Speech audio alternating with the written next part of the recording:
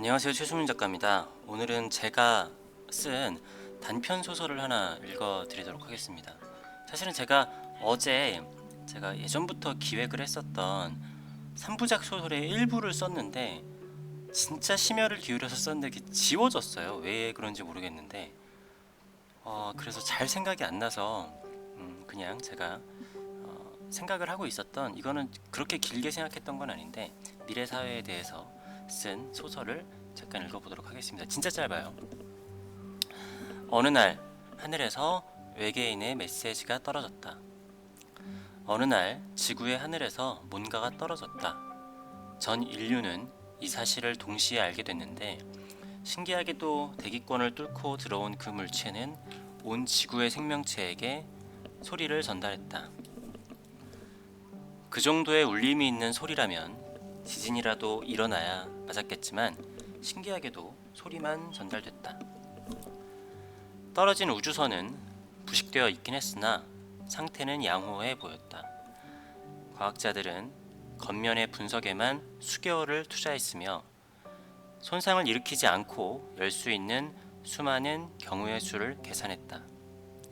그리고 안을 열었을 때 인류는 경악하지 않을 수 없었다. 이것은 지구에서도 외계인을 대상으로 보낸 메시지와 같은 목적의 그것이었다.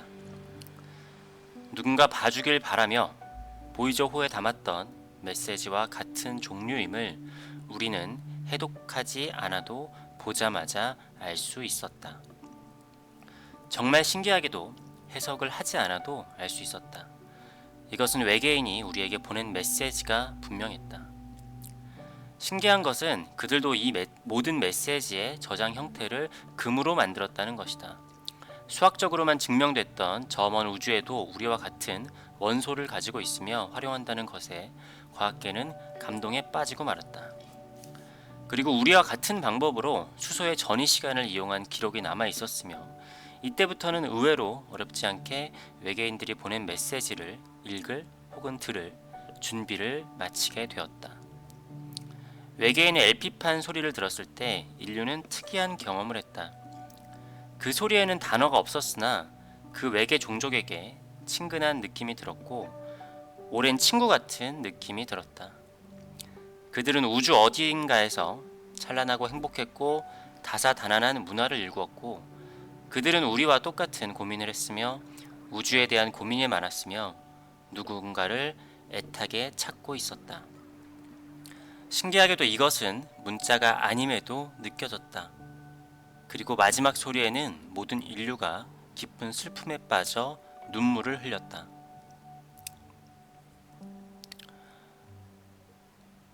이것은 정확한 느낌이었다. 이 메시지는 그들이 더 이상 존재하지 않으며 우리가 존재했음을 알리고자 하는 마지막 메시지였던 것이다. 온 인류는 드디어 찾은 다른 생명체가 이미 존재하지 않음에 큰 상심에 빠졌다. 하지만 과학자들은 이 신기한 소리를 분석하기 시작했다. 문자와 단어가 있지 않아도 소리만으로 상대의 생각을 느낄 수 있는 이 소리는 지금까지 우리가 만들어내지 못했던 소리였다. 그들은 분명 소리에 대해 우리보다 월등한 지식을 가지고 있었으며 그들 입장에서는 하등한 생명체를 위해 오히려 배려가 가득한 기록이었을 것이다.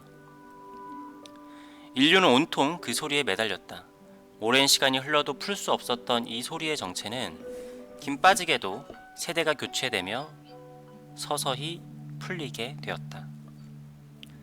세상에서 가장 유명해진 이 소리는 전 세계 방방곡곡에 퍼졌었는데, 갓난 아이 때부터 이 소리를 들으며 자랐던 아이들은 이 소리를 이해하고 응용을 해내는 것을 당연하게 해내었다. 어릴 때부터 듣지 못했던 성인들은 결코 이해할 수 없는 행동이었다.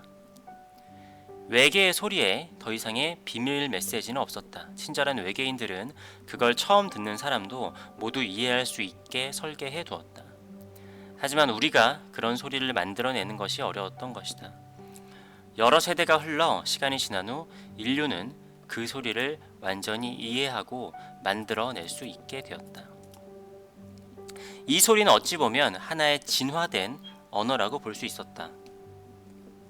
그 안에 정보뿐만이 아니라 감정과 시간까지 담을 수 있었으며 기존보다 훨씬 짧은 시간에 훨씬 많은 정보를 교환할 수 있었다. 이로 인해 인류는 지금까지와는 비교도 할 수 없는 발전을 이룩해냈으며 지난 수세기 동안의 발전보다 10년간의 발전량이 더 많을 정도였다. 서로 간의 오해도 줄었으며 인간 사이의 갈등은 점차 사라져갔다. 그토록 꿈꾸던 유토피아가 다가온 것 같았다.